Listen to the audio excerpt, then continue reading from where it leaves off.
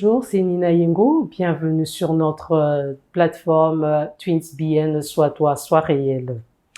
Bonjour à tout le monde, c'est Betty Yengo. Toujours un grand plaisir de pouvoir retrouver nos téléspectateurs et je souhaite à tout le monde des bienvenus.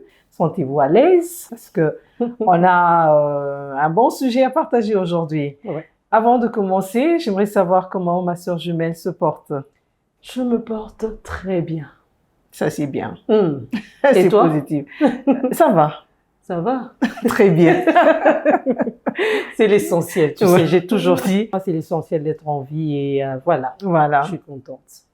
Et chers téléspectateurs, comme vous le savez, TwinsBN nous choisit toujours des invités de marque. Oui. Des invités qui vont nous parler des choses qui vont apporter quelque chose de plus dans nos vies. Et alors aujourd'hui, nous allons lire la biographie d'un docteur. Vous allez le découvrir au fur et à mesure que l'émission va se passer. Voilà. Il s'agit de la biographie de Dr Jean Lumbala, psychologue clinicien d'orientation psychanalytique et sexologue. Jean Lumbala a passé son enfance et a vécu en Belgique, où il a travaillé durant 7 ans en tant que thérapeute individuel, familial et de couple dans plusieurs secteurs, notamment l'aide à la jeunesse, planning familial et dans le milieu carcéral. Animé par le désir de mener une carrière internationale, il travaille depuis 11 ans entre la Belgique, le Congo, son pays d'origine, ainsi que certains pays africains. Il a publié il y a 9 ans aux éditions Lamartine, La vie sexuelle des Congolais. Orateur, il travaille avec les médias africains, BBC Afrique, Radio Relais de la Fondation Hirondelle, radio et télé congolaise, pour la banalisation de la psychologie dans le quotidien de la vie des Africains. Car la psychologie, les talking cure, est plus propice à nos sociétés des traditions orales. Formateur, il encourage et encadre les étudiants à s'intéresser à la santé mentale et féministe assumée. Il milite pour la promotion des femmes dans les sociétés africaines.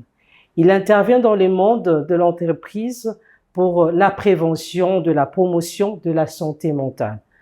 C'est ces domaines de la vie qui s'en prend à la santé mentale et physique. Voilà. Voilà, alors sans plus tarder, nous allons découvrir notre invité d'aujourd'hui, le docteur Jean Lumbala, à qui nous souhaitons le bienvenu sur notre plateau de TwinsBN. Soyez le bienvenu, docteur. Merci les jumelles. Merci. Ah, ça fait du bien de dire les jumelles comme ça. Mais en tout cas, docteur, c'est vraiment un plaisir pour nous de vous recevoir et j'ai dit toujours, quand une personne trouve 20 minutes, 30 minutes pour être là, nous sommes très privilégiés de m'avoir accordé le temps. C'était pas facile de vous avoir au téléphone, je dois le dire, mais vous avez eu le temps de me revenir, je vous dis Je ne réponds jamais au téléphone. Ça, j'ai remarqué. C'est ma plus grande qualité. C'est ça, j'ai Wow, remarqué. et comment vous communiquez si vous répondez pas au téléphone? Je ne sais pas. Je me dis, on peut vivre comme à l'époque où il n'y avait pas de téléphone. Je me disais quand j'appelais, Ça, c'est je beau, disais, ça. mais qu'est-ce qui se passe? Et je regardais mon téléphone comme ça, mais j'appréciais vraiment vos réponses. Mais vous revenez quand même, Oui. j'apprécie. Merci beaucoup. Merci à vous. Non, merci beaucoup alors, docteur. Alors, mais c'est un grand privilège, hein? Juste un petit truc. Vous êtes marié, vous père des enfants, qui est le docteur quand même. Oui, En je suis deux marié. lignes. J'ai 4 enfants. Ah, Ok. d'accord. Oui, donc de presque 20 ans à presque 5 ans. Donc, il y a Ah, un grand écart, 5 ans. Ah, ok. Voilà. Donc, c'est un bébé Corona, le dernier. Comme on appelle. Parce qu'avec le Corona, on a vécu des choses. Oui. Voilà. Comme on était enfermés. Voilà. Vous Il y a avez des eu le bébés qui temps, sont en fait. arrivés. Voilà. Ça, c'est la meilleure. Au moins, c'était en positif parce qu'il y a eu Ah, plusieurs personnes qui ont divorcé, hein? Ah, ben moi, Il paraît. moi, j'ai aimé le confinement. C'était, C'était à votre avantage, alors. Mais ça montrait, hein, moi, j'ai toujours dit, on tirait des leçons. Oui. Le Corona a montré la qualité des gens, en fait, la Oui. vie qu'ils avaient en réalité. Oui. Parce qu'on disait, ben, par exemple, les hommes qui avaient plusieurs maîtresses, ils ne savaient plus voir leur maîtresse.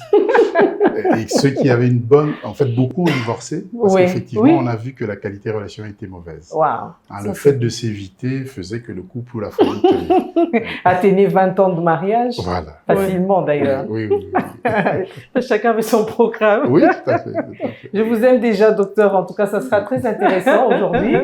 Je sens déjà, comme on dit, le vibe. Ça sera un bon moment que nous allons passer avec le docteur.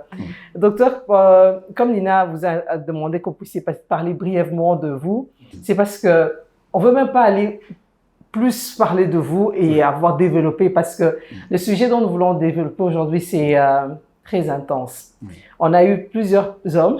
À chaque fois qu'on terminait notre saison de Twins VN, il y avait toujours des hommes qui étaient en train de nous inbox pour nous poser la question: pourquoi est-ce que vous ne parlez pas de la santé mentale des hommes? Pourquoi est-ce que vous n'abordez jamais, pendant que nous sommes en train de souffrir dans le silence, mais il n'y a personne pour nous aider? Est-ce que vous pouvez nous aider? Alors, aujourd'hui, pour nous, c'est un privilège d'avoir quelqu'un qui est spécialiste dans ça, qui va nous aider à avoir ces réponses dont les hommes en souffrent. Et le thème, si je peux dire, je vais juste dire un thème, mais c'est une phrase que je vais lire: les difficultés relationnelles que les hommes mariés sont confrontés sans qu'ils se disent, sans qu'ils le disent si haut. Il y a quelques questions avec quoi nous allons avoir une conversation avec vous. Oui. OK, docteur? Et vous allez nous aider à ça. Ça, on a rassemblé, ça, c'est des hommes. Vraiment, les dames, vraiment, c'est pas Betty et moi qui avons composé, ce sont des hommes. Donc, ça vient d'eux. Quel est le besoin primordial d'un homme marié dans son mariage? Alors, ça, c'est une question difficile. Le besoin, disons, pour moi, tout le monde a besoin de s'épanouir. Maintenant, en tout cas, dans mon expérience de thérapeute de couple, je trouve qu'on prend le mariage trop au sérieux. Et surtout chez nous, dans notre culture africaine. On a l'impression que le mariage, c'est le sommet. Donc, on a vécu, et puis quand on arrive au mariage, c'est là que tout doit se réaliser. Ça veut dire le bonheur, la richesse, les enfants et tout ça. Non, pour moi, non. C'est une erreur vraiment très, très grave. Parce que ça fait partie des aspects de la vie. Pour moi, on doit arriver dans le mariage en étant heureux déjà. On ne doit pas chercher le bonheur dans le mariage. Super. On doit arriver dans le mariage en étant amoureux et pas pour aller s'aimer ou se sentir aimé. Parce que on doit arriver dans le mariage le ventre plein. Moi, je vais donner un exemple que je cite souvent. Si vous allez faire vos courses dans le supermarché, si vous avez bien mangé, vous ne prendrez que ce dont vous avez besoin. Oui. Si vous arrivez affamé, vous prendrez beaucoup de choses inutiles. Et ça sera difficile à payer à la caisse. Voyez. Et donc, c'est la même chose dans le mariage, en fait. Quand on vient, on est déjà bien, on aura besoin de très peu. On aura besoin de l'essentiel. Et notre vie va continuer. Oh, wow. Oui. Et quand on vient affamé, c'est là qu'on va mettre des attentes sur l'autre. On va dire, voilà, moi, il faut que ma femme fasse mon foufou chaud, il faut que je fasse l'amour tous les jours. En fait, on énumère des listes. Enfin, on est venu avec cette fin-là, on pense que c'est l'autre qui doit assouvir, réaliser tout ça. Et donc, c'est mettre la charge sur l'autre. Et donc, pour moi, on est parti déjà dans l'échec. Donc, le besoin de l'homme, pour moi, c'est comme tout autre besoin. Voyez, donc, ça doit être au même niveau que le travail, que la vie sociale, que la vie familiale. Et voilà, donner au mariage ce qui lui revient. Parce que le mariage, c'est d'abord et uniquement une institution. Oui. C'est créé par la société. C'est une invention de la société. Oui. Parce qu'on peut vivre, on peut vivre à deux sans forcément être marié. Oui. Vous voyez, et être heureux. Oui. Vous voyez, donc le mariage, on a voulu officialiser les choses pour plein de raisons. On voit en Occident, les gens vont se marier pour payer moins d'impôts. Ah oui, évidemment, parce qu'on baisse, oui, non, les mais c'est impôts baissent quand intéressant. on est marié. Vous voyez, on va se marier pour avoir une espèce d'aisance sociale. Moi, je sais que chez nous, dans la politique, pour être ministre, c'est bien d'être marié. Vous voyez, donc j'ai connu une amie qui, on l'a nommée, mais comme elle n'était pas mariée, elle a traversé à Brazza pour se marier et finaliser sa nomination. Ah bon? Parce qu'on se dit, une personne mariée, c'est un bon père, une bonne mère de famille, qui a déjà l'expérience dans son foyer, qui va emmener ça au service de la nation. Vous voyez, donc pour moi, c'est à ça que ça sert le mariage. Donc c'est pas le lieu de toutes ces choses dans lesquelles on peut penser, qu'on voit dans les films, que quand on va se marier, c'est le plus beau jour de notre vie. Moi, j'ai pleuré le jour de mon mariage. C'était le jour le plus stressant de ma vie. Je n'aimerais pas entrer dans les détails pour ça, savoir pourquoi vous avez pleuré. Ça sera un autre sujet, peut-être à huis clos. D'accord, ça c'est très intéressant. C'est important de savoir. Et ouais, j'ai beaucoup de questions, mais bon, on passe à une autre question. Il y a une autre question qui dit quelles sont les responsabilités d'un homme dans son mariage, dans son foyer? C'est ça qu'il a dit. Vous avez dit, hein? Oui, à peu près. Bon, Oui, maintenant, ouais. il y a cette notion-là où vous parlez de responsabilité. Hein. Ouais. J'entends souvent chez nous, on dit « il est responsable Ouais, Au voilà. Congo, on aime dire ça. Voilà. Bon, alors, on dit « il est responsable » si il arrive à gérer les besoins matériels de sa famille. On s'y paye le loyer, s'il fait ça, on l'appelle responsable. Pour moi, est-ce que c'est ça être responsable? Pas vraiment. Parce que, bon, c'est culturel, hein, parce que moi, je sais que en Belgique, par exemple, quand on voit les revenus d'un foyer, c'est toujours l'homme qui paye souvent le loyer. Donc, les charges liées à la maison. Oui. Ouais. Et la femme, les autres besoins, la nourriture, des choses comme ça. Ouais, donc, si on appelle ça être responsable, bon, je ne sais pas. En fait, c'est un mot que moi, je ne comprends pas. Hein. Mais Parce que d'après vous, alors qu'est-ce que vous comprenez Ouais. être moi, responsable? pour moi, en être fait responsable, c'est être responsable de ma propre vie. Voilà. Donc, je suis responsable de moi-même. Je sais me Mais- gérer. Oui. Non, mais vous êtes marié, là. Oui, bien sûr. Mais, Mais alors, ça veut quand dire quoi quand vous dites que vous êtes responsable de vous-même? C'est en étant responsable de vous-même que vous donnez une responsabilité dans le foyer? Ou qu'est-ce que vous entendez par ça? Parce que Ou bien il y a un autre mot que vous devez Ouais. utiliser, parce que je me pose la question, par exemple, si le loyer n'est pas payé, Oui. l'école des enfants, c'est la responsabilité on parlera de qui? quoi? Quel mot on va utiliser? Parce que la Oui. responsabilité ne vous intéresse pas, on dirait. Oui, oui. Qu'est-ce qu'on doit dire, au fait? Ouais. Pour moi, c'est des rôles. Hein. On a Ah. des rôles comme ça qu'on joue. Oui. Comme on peut dire, le rôle de l'homme, c'est, je ne sais pas, réparer tout ce qui est cassé à la maison. Oui. Le rôle de la femme, c'est peut-être faire à manger. Mais c'est complémentaire. Ouais. Moi, je vais vous faire rire. Ben, j'ai calculé en 12 ans au Congo, j'ai repassé l'équivalent d'une année complète, 24 heures sur 24. Je repasse 2 heures par jour. Vous voyez. Donc, c'est mon rôle parce que je fais ça très bien. La chemise qui est là, c'est moi qui l'ai repassée. Ah oui, Ok. Parce que je sais que ma femme ne repasse pas bien. Voilà. Ah, Donc, c'est pas un problème, c'est en fait. mon rôle, oui. Voilà. J'ai pris Ah, ce ok. rôle-là et Ouais. je le fais vraiment pour moi. Oui. Ok. Pas par rapport. Je ne vais pas demander des comptes aux autres, qu'à moi-même. Voilà. Repasser vos habits seulement ou bien pour De les- tout le monde. Tout le monde. Même de la Ah, nounou, ah, tout, ok. tout. Oui, oui, tous les jours. Vous voyez. Ah. Ça, c'est mon rôle à moi, parce que j'aime ça. Oui. Mais, docteur, Oui. vous voyez cette question, hein? Oui. C'est, on est au Congo. Oui. On est en Afrique. Oui. OK? Oui. Et la conception qu'on a Oui. en entrant dans le mariage, Oui. comme vous avez dit, de rôle à Oui. jouer. Mm. Disons, on va rephraser cette question. Oui. Quels sont les rôles Oui. d'un homme Voilà. dans le foyer? OK. Mais c'est ce que je dis. Son rôle, c'est de faire bien ce qu'il fait très bien. En fait, il doit Ah, faire ok. ça. Voilà. Moi, Ouais, je prends je les vois. choses comme Je ça. comprends, hein? Oui, Bien oui. sûr. Et ce qu'on fait bien, c'est ça qu'on doit faire. Si on me Ok. demande de faire quelque chose que je fais pas bien, ça marchera pas. Vous voyez, et on se disputera tous les jours. Excusez-moi. Ça, j'aime bien. J'ai jamais entendu ça, en fait. Oui. C'est vrai, parce que Oui. quand tu fais ce que tu aimes, Oui. tu le fais bien. Ben voilà. Comme je vous ai dit, moi, j'adore repasser. Je le Oui. fais très bien. Oui. Donc, personne ne va me dire quoi que ce soit. Maintenant, si madame, elle sait faire à manger, qu'elle le fasse. Oui. Si elle aime travailler, ben, elle va travailler plus. Oui. Vous voyez, Ok. ou Oui. moins, ainsi de suite. Mais qu'elle le fasse bien. Si Ouais. elle aime travailler, elle va pas se plaindre. Or, moi, si j'aime moins travailler, ben, je vais travailler comme je travaille, en fait. Oui. Vous voyez. Donc, ça évite beaucoup de Beaucoup de conflits comme discussions. ça. Voilà, Donc, si oui. je comprends très bien, Oui. docteur, Mm. c'est vous entrez dans un foyer, Oui.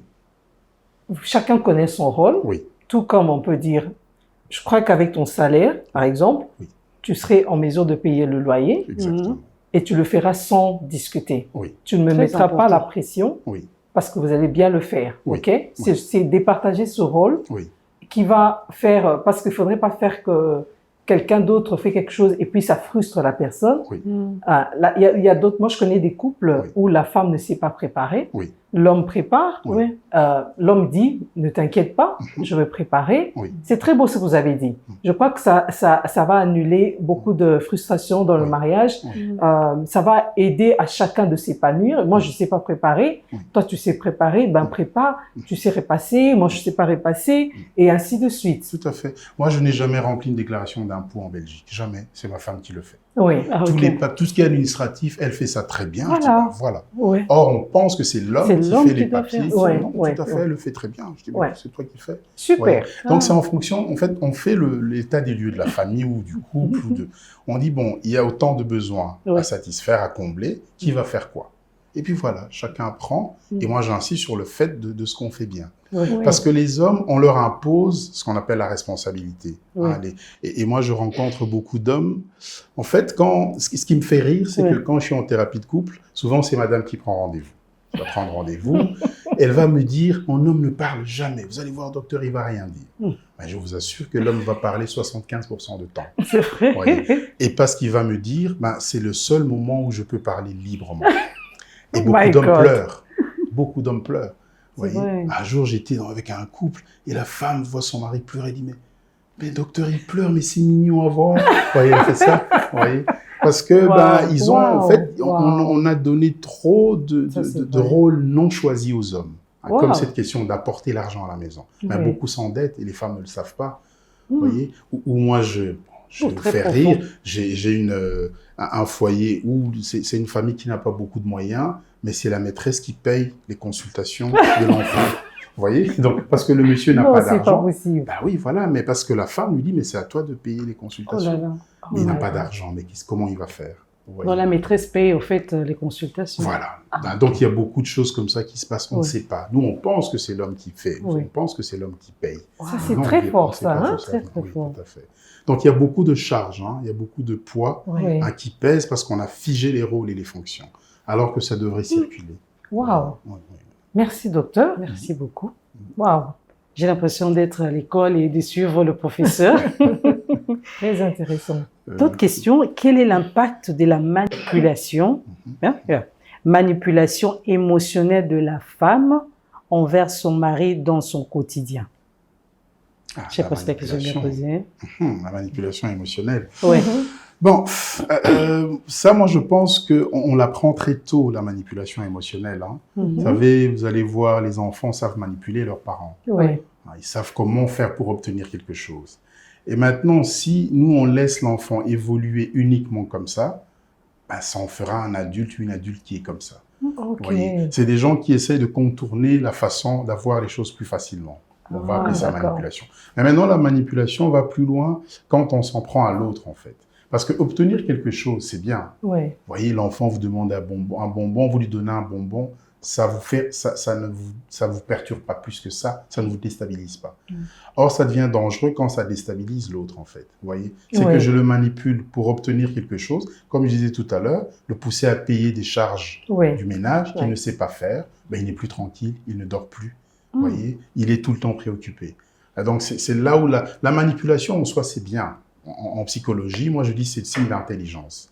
C'est d'arriver à contourner parfois les voies, mais arriver à un objectif. Mais sans faire du mal aux autres, vous voyez, sans perturber. Parce que si on fait tout uniquement en allant de A à B, le cerveau s'ennuie. En fait, notre cerveau, notre esprit aime beaucoup la variété. Il aime plein. Cerveau de l'être humain? De l'être humain, de manière générale. On aime les choses variées, on n'aime pas la routine. Vous voyez, faire tout le temps la même chose pour obtenir le même résultat, non, ça nous tue. Vous voyez. Or, parce que le cerveau a besoin de nouvelles connexions. Hein, la nouveauté, ça entretient. Bon, on le voit dans tout. Hein. On a aujourd'hui des téléphones, on met à jour, on met des nouveautés, ça fonctionne mieux. Et donc, l'esprit humain est comme ça aussi. Donc, la manipulation en soi, oui. Arriver à faire autrement les choses. Chaque fois, oui, c'est bien. Mais maintenant, au détriment de l'autre, c'est là où ça devient dangereux. Maintenant, ici, il parle de la manipulation émotionnelle de la femme envers l'homme, son mari. Alors, donnez-moi un exemple, par exemple. Il y a une situation qui se présente, je suis fautive, ok? Et je sais que mon mari n'est pas fautif. Mais pour retourner en fait l'histoire, je joue victime. Et je veux dire, par exemple, si mon mari n'aime pas me voir pleurer, je commence à pleurer. Je me mets dans mon coin, je pleure. Ça, c'est, en fait, tu manipules en fait la personne émotionnellement, mais parce que l'homme sait déjà que elle a tort. Mais l'effet qu'elle agisse de cette manière fait que les choses changent. Et maintenant, l'homme, c'est ça, il s'est dit, mais je dois fixer ce problème. Mais pourtant, c'est la femme qui a c'est un peu dans ces sens-là. Et la plupart des femmes jouent ce rôle. Je donnerai un exemple assez bête encore. L'homme travaille pendant toute la semaine, il travaille, il veut se détendre. Il dit, je vais sortir un peu, mais... Et la femme va dire, ah, voilà, tu n'aimes pas rester en famille. Tu vois, voyez un peu. Mais ne sachant pas, au fait, le poids que l'homme a toute la semaine. Moi, je vois mal, si le monsieur veut aller passer 2-3 heures avec les amis, pourquoi pas? Oui. Mais la femme va te mettre la pression, voilà, les enfants, c'est le week-end, on doit rester en famille. C'est beau tout ça, c'est pour elle, comme vous avez dit. Ça, c'est elle aime ça. Oui. Mais est-ce que c'est ce que l'homme aime? Pour lui, peut-être, c'est sortir, Oui. avoir un peu d'air et puis rentrer à la maison. Tout à fait. Je pense que c'est dans ce sens où la femme... Et d'autres femmes disent aussi, d'autres femmes aussi disent, voilà comment j'ai grandi, j'aurais espéré que avec toi, tu serais comme un père pour moi. J'ai connu beaucoup de manque d'affection. Voilà. Donc, c'est un peu ça, hein, je crois. Mais on Cette n'est pas accumulation. là, oui, on n'est pas là, enfin, on n'épouse pas son père. On est là pour trouver un mari. Comme je dis, chacun doit avoir satisfait ses besoins. Moi, je sais que quand je me prends la tête à ma femme, elle me dit, mais ta psychologie, là, c'est qu'avec les autres. Moi, tu m'écoutes pas. Et je lui dis, mais je suis pas ton psy, moi, je suis ton mari. Ouais, donc, en fait, chacun doit se mettre à sa place dans mon père et mon père. Mon père ne vient pas dans mon foyer. Je dois pas trouver l'image paternelle auprès de mon père. Si je sais que j'ai un besoin de sécurité, je le dis au mari. Je dis ça, vous voyez. Parce que je comprends maintenant ce que vous dites. Vous savez, ce genre de manipulation, imaginez une fratrie d'enfants, vous allez voir qu'on gronde souvent le grand frère pour les bêtises du petit frère. En fait, le petit frère va manipuler comme ça le grand frère. Mais c'est pas moi, il va pleurer, on va venir, mais toi, on va gronder le grand frère. Mais c'est là, en fait, le lit de la manipulation. Parce que la petite fille ou le petit garçon aussi a découvert comment faire porter la faute sur l'autre. Et c'est ce qu'elle va, enfin, c'est la femme dont vous parlez qui plus tard va faire ça aussi dans son foyer. Vous voyez, faire culpabiliser l'autre. Parce qu'à ce moment-là, le grand frère dit, mais j'ai rien fait, mais il sait que quoi qu'il fasse, c'est lui qu'on va punir. Et donc, c'est ça qui va se retrouver aussi dans le... Donc, si on comprend bien, tout commence dès le bas âge. Tout, moi, je vous parlais de mon bébé Corona. Moi, aujourd'hui, j'estime que sa vie est finie, elle ne changera plus. À 4-5 ans, on a fini de se construire. On s'adapte en fonction des circonstances de vie, mais la personnalité ne change plus. Donc, tout se joue, mais vraiment à la naissance, dans la petite enfance. Après, c'est tout. Parce que qu'est-ce qu'on passe notre vie à faire? À raconter notre enfance. On ne parle que du passé, en fait. Comme vous avez dit, la femme a dit, moi, dans mon foyer, c'était moi, dans ma famille. Parfois, je dis aux gens, mais vous avez vécu combien de temps avec votre famille? 20 ans. Et dans le mariage, 30 ans. Mais pourquoi le référentiel, c'est toujours la famille? Vous voyez? Ça sera toujours comme ça. Là, moi, je crois que là, maintenant, c'est le choix d'une personne. Si tu veux vivre dans ton passé, mais ça affecte l'autre. Oui, bien sûr, ça affecte. Oui, c'est ça que je suis en train de dire. Je parle de la personne qui se réfère toujours au passé, qui ne veut pas lâcher le passé. Parce qu'on a tous un passé. Et donc, il y a des gens où tu as vécu un mauvais passé, mais tu fais un choix de bien vivre ton futur, ton présent et ton futur. Donc, moi, je crois que ces personnes, les gens qui nous suivent, qui sont manipulateurs ou manipulatrices, on peut dire, arrêtez de rentrer au passé. Concentrez-vous sur le présent et le futur. Parce que votre passé affecte votre conjoint. Conjointe. On parle des hommes. Non, on parle des hommes aujourd'hui, en tout cas. Aujourd'hui, c'est les hommes qui sont les plus malheureux, d'ailleurs. Tout à fait. C'est triste quand même. D'accord. Ok, merci beaucoup, docteur. Le monsieur a dit, est-ce que le comportement d'irresponsable, on rentre encore au mot responsable, des hommes dans le mariage, tel que je donne un exemple, il donne des exemples de comportements, je crois qu'il disait quand les femmes disent tu es irresponsable. Exemple, être toujours hors de la maison, même dans les heures tardives, la colère sporadique, l'adultère, la négligence, ça c'est ce comportement irresponsable que les femmes disent. Et l'homme dit, est-ce que ces comportements ne sont pas des conséquences des situations de souffrance qu'endurent les hommes? Je ne sais pas si vous avez compris la question. Oui, j'ai compris. Mais on a vu aussi, parce qu'on avait parlé tout à l'heure de Corona, où les gens ont eu envie de bien arranger leur maison. Parce qu'ils allaient passer plus de temps, on était tous enfermés. Donc, on avait intérêt à ce que ce soit confortable. Et c'est ce qu'on aurait dû avoir, en fait. Mais maintenant, dans notre espace mental de la vie de couple. Le couple, c'est pas un lieu, c'est pas une prison. Moi, je vais donner un exemple. Ici, au Congo, c'est difficile de l'appliquer. Quand je suis en Belgique, j'ai mon jour de congé. Le vendredi, personne ne me dérange. Je suis le papa de personne, le mari de personne. Je suis juste moi. Vous voyez? Et donc, c'est important. Oui, pour moi, oui. Donc, c'est mon congé. Mes enfants étaient petits, j'allais les déposer à l'école, à la crèche, je les laissais à la garderie. Ils me disaient, mais t'es à la maison, pourquoi tu les prends pas? Je dis, non, c'est ma journée. Donc, je déposais, je rentrais, j'allais déjeuner, je vivais ma journée. Le soir, j'allais au cinéma. Je rentrais tard, je me couchais. Excusez-moi. Excusez-moi, mais c'est toujours les femmes qui font ça. Les hommes, écoutez, hein, vous pouvez le faire. Oui. Oui. Ben, tout le monde doit le faire. Tout le monde doit Tout le avoir monde son va. jour de congé, vous voyez, où on s'occupe de soi.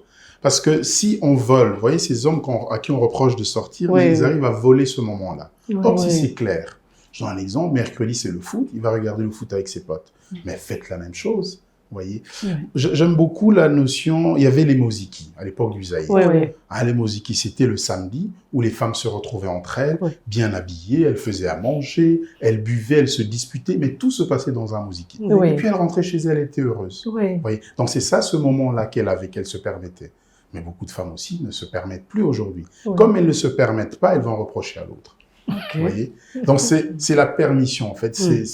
C'est de m'autoriser à moi-même. Hein. Parce Oui. que, par exemple, pour le mot autorité, on dit il est autoritaire, l'autorité. Je dis toujours autorité, ça vient du verbe autoriser. Donc quelqu'un qui est autoritaire, c'est quelqu'un qui autorise beaucoup de choses. Ok. Ah oui, ça vient du verbe autoriser. Donc si je m'autorise moi-même beaucoup de choses, ben, je vais laisser les autres s'autoriser. Oui. Chacun s'autorise les choses. Oui. Vous voyez. Parce qu'à dire, avoir le mal partout, Mm. à dire si on le laisse sortir, il va faire ça, il va faire ça, il va le faire.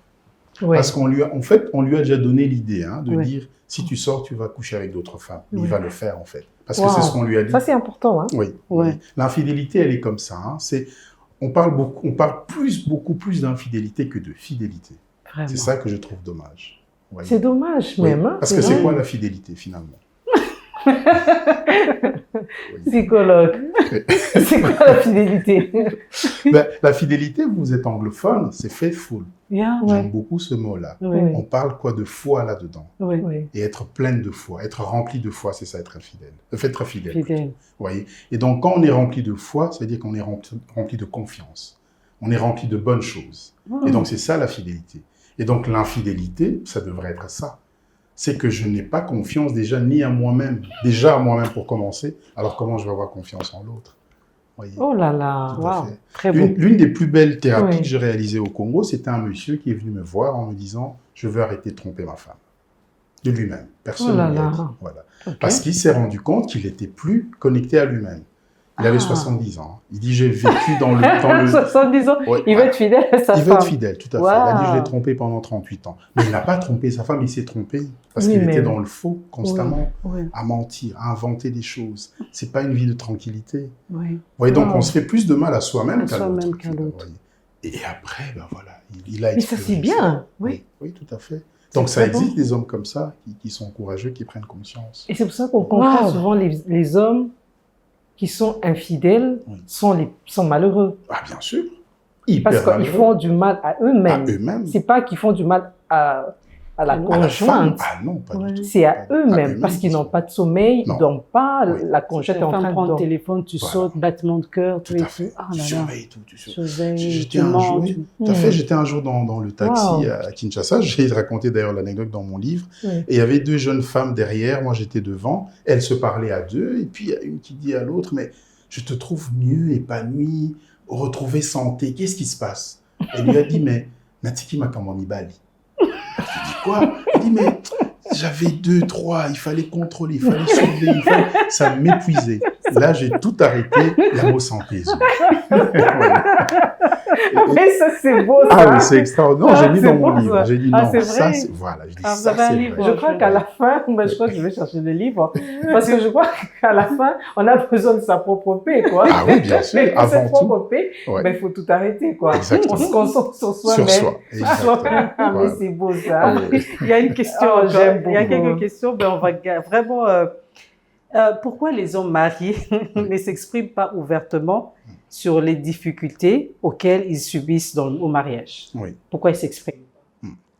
Mais apprendre à s'exprimer en tant qu'homme, c'est très difficile. Hein. C'est vrai. Moi, je sais qu'à un moment donné... Je vais donner un exemple, hein, parce qu'on Ouais. est dans l'actualité. Le pape est décédé, mais le pape avait fait une psychanalyse à l'âge de 42 ans.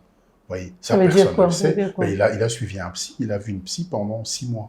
Vous voyez, parce qu'il avait besoin Ah, ok. d'accord. d'apprendre, voilà, il avait besoin de se connecter avec lui-même, Oh là là. de parler, de s'exprimer, parce qu'il était figé dans un rôle qu'il n'arrivait pas à gérer. Oh. Moi, quand j'ai commencé la psychologie, on m'a dit ça, mais pourquoi tu fais ça? c'est un truc de blanc. Qu'est-ce que tu... Enfin, pour ma propre famille ne comprenait pas le choix. Ouais. Pour moi, c'était la voie de l'expression, de la libération de soi, d'être vraiment libre avec moi-même. Ouais. Et ça, beaucoup d'hommes n'ont pas cette expression-là. Enfin, pardon, cette facilité-là. Parce qu'un jour, j'avais dit à mon grand frère, je me sens pas bien, je suis déprimé. Il m'a dit non, ça, c'est pas un truc des hommes, ça. Les hommes ne dépriment pas. Oui, beaucoup de gens le disent d'ailleurs. C'est ça qu'on dit. Donc, un garçon, vous serez maman de votre fils pleure, vous avez dit, mais les garçons ne pleurent pas.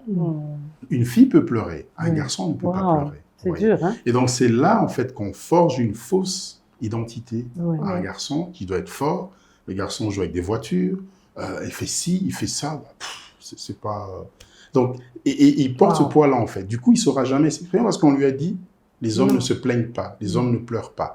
Donc, on va voir, c'est pour ça que l'alcoolisme va toucher beaucoup les hommes. Oui, ça c'est parce que quand on a bu, la personne ivre, dans son ivresse, va dire 90% de vérité. Tout ce qu'une personne ivre dit est vrai. Comme il ne savait pas l'exprimer, avec l'alcool qui va le désinhiber, c'est comme ça qu'il va se lâcher. Ou alors, il va parler auprès de la maîtresse, parce qu'il n'arrive pas à dire à sa femme. Donc, c'est dû à ce que vous avez appris. Oui, exactement. Formaté au fait, tout à fait, que l'homme n'arrive pas à s'exprimer. Tout à fait. Il n'a pas à se plaindre. Il n'a pas à se plaindre. Oui. Parce qu'il est fort, parce que si, parce que ça. Parce qu'on est des ordinateurs programmés. Hein. On est à la naissance un ordinateur, il n'y a aucune application, on a tout mis, on a formaté et ça fonctionne comme ça. Mais vous savez, docteur, moi, c'est ce qui me fait un peu peur quand même, hein, en termes de... Parce que les hommes sont supposés être, des protecteurs de la famille, Je me rends compte qu'il y a beaucoup d'hommes malades, hein. Il y a beaucoup d'hommes malades. Parce que si, dès le bas âge, on fait grandir nos garçons comme ça, ils arrivent dans le mariage, et j'entends beaucoup de femmes dire, on prépare plus la femme, on ne prépare pas l'homme. Jamais. Jamais d'ailleurs. Jamais. Oh là là. Mais qu'est-ce qu'il faut faire là? Mais bêtement, les hommes n'ont pas de soignants. Vous, les femmes, vont chez le gynéco. L'homme, il va aller chez qui? À qui il va parler de sa santé d'homme? À personne. On lui a rien appris. Non, mais il y a un psychologue. Non, santé, par exemple, sexuelle, son intimité, sa relation. Quand vous allez chez le gynéco, bon, c'est vrai que chez nous, on réduit ça à la maternité, mais c'est pas qu'à la maternité. Non, oui, on va. Quand vous avez vos règles, vous allez, on vous parle de vous. Mais vous n'avez pas de médecin. Mais est-ce qu'un garçon a déjà dit quand il a éjaculé pour la première fois? Il ne le dit jamais. Il ne le sait même pas comment ça arrive. Vous voyez? Et c'est des choses, moi, mon fils aîné, quand il a eu ça, en fait, j'étais ici, sa maman m'appelle, ah, mais écoute, notre fils a un problème, il a mal au sein, est-ce que c'est pas, il a des boules? Elle s'inquiétait. Je dis, mais non, c'est comme ça que ça commence chez nous. Quand on a des boules, ça veut dire, on va commencer à produire le spermatozoïde. Mais elle ne le savait pas. Vous voyez, moi, c'est parce que je l'ai su dans mes études. Mais quel homme, quel papa dit ça à son fils? Que quand tu auras des boules dans le sein, ça veut dire que tu vas commencer à produire le spermatozoïde. Non. Quand il va mouiller son lit, on appelle ça la pollution nocturne, je ne sais pas pourquoi, mais c'est de lui dire, mais c'est l'accumulation, c'est une usine qui fonctionne 24 heures sur 24, quand il y en a de trop, ça sort. Or, lui, il aura honte, il va cacher ça. Aucun garçon ne va montrer à ses parents qu'il a une éjaculation nocturne, jamais. Les parents ne le savent même pas que ça existe. Or, je leur dis, si, ça leur arrive presque toutes les nuits, au cours de l'adolescence. My God. Et donc, il est comme ça, en fait, le garçon. Il est obligé de tout garder, de tout cacher. Il vit presque une vie cachée, et il n'est jamais vrai avec lui-même. C'est un problème. C'est choquant. Oui, c'est vraiment choquant, je vous assure. Oh là là, on a fini. On a les garçons, mais... donc, les former, parce que c'est ça la question. Il y a ma tête qui tourne là. Je suis en train de voir mon fils, je suis en train de réfléchir. Je suis en train de dire, on doit avoir une bonne conversation. Hein. J'aimerais qu'il épouse quelqu'un, que la femme soit heureuse. Il ne faut pas qu'il soit... Tout à fait. Mais on doit revenir aux fondamentaux. Hein. Moi, j'ai lu pendant mon enfance et je pense que tout le monde au Zaïre a regardé la série de Kunta Kinte. Kunta Kinte, c'est l'histoire de... Enfin, c'est un livre d'Alex Haley qui raconte un peu nos sociétés avant l'arrivée des esclaves en Afrique. Comment était notre société?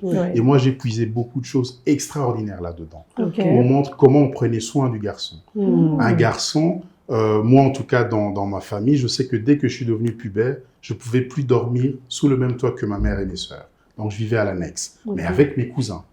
Donc moi, quand je parle de l'histoire de sperme, c'est un grand cousin qui m'a expliqué ça un jour. Ah, mais voilà comment ça se passe et tout ça. Donc il y avait des rites d'initiation où le garçon passait au stade de homme. Par exemple, en Occident, il y avait le service militaire.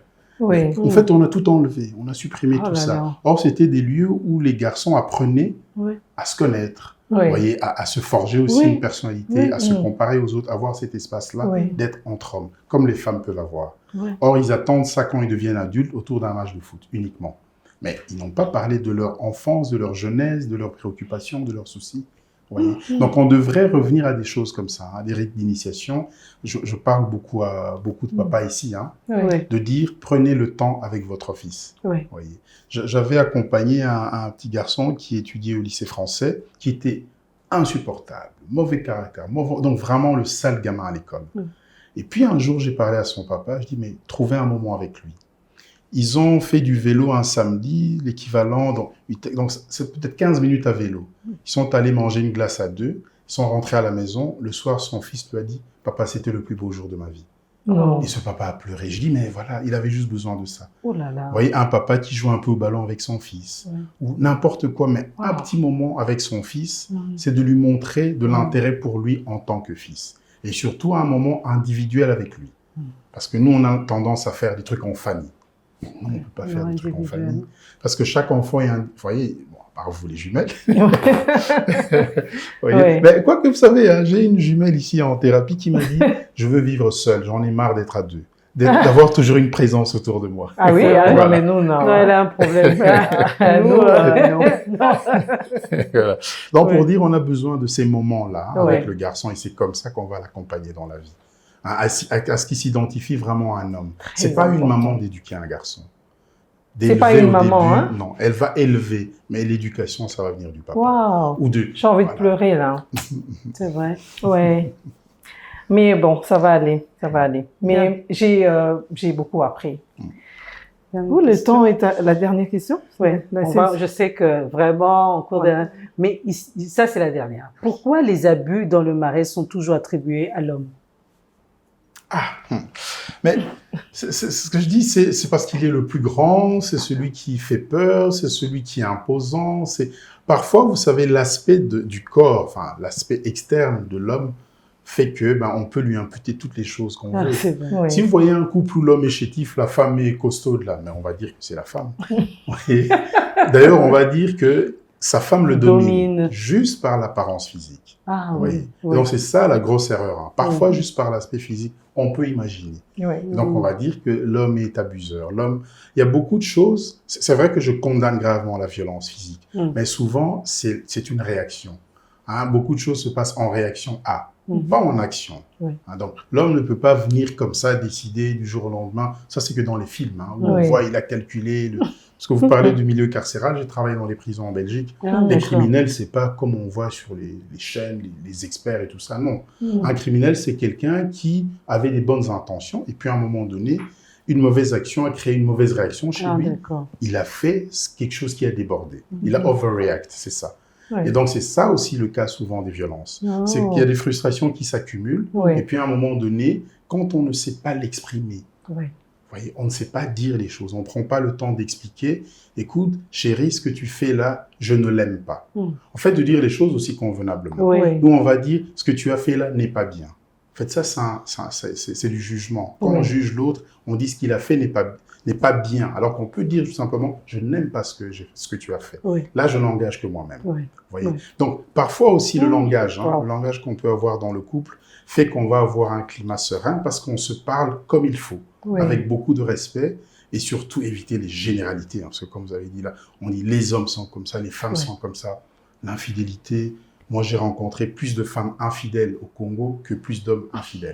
Donc pour moi l'infidélité, voilà, pour vous dire, ça c'est en tout cas ce que moi je rencontre dans mes consultations. Parce que en principe il y a plus de femmes que d'hommes. Donc, si on trompe avec des femmes, comme il y a plus de femmes, il y a plus de femmes qui trompent. Voilà, c'est mathématique, c'est statistique. Donc on n'a pas besoin d'aller beaucoup plus loin. Mais seulement quand la femme va le faire, ça sera en toute discrétion. L'homme, comme il est idiot, il va laisser traîner son téléphone. Donc, c'est comme ça qu'il va se faire avoir. C'est un oui et un non, la question que je veux poser. Est-ce que la femme qui parle mal à son mari, qui insulte, qui rabaisse son mari. Oui. Est-ce que ça affecte son... La vie sexuelle. Oui. Ah oui, bien sûr, surtout avec l'âge, hein. Avec l'âge, parce que l'homme souffre beaucoup là je vois les techniciens qui me regardent, hein, parce que c'est des hommes, hein. On parle de sexualité. Ils sont prévenus, ne vous Okay. inquiétez pas. Non, mais ils sont intéressés. Très intéressés. Voilà, Oui. La sexualité de l'homme décroît avec l'âge.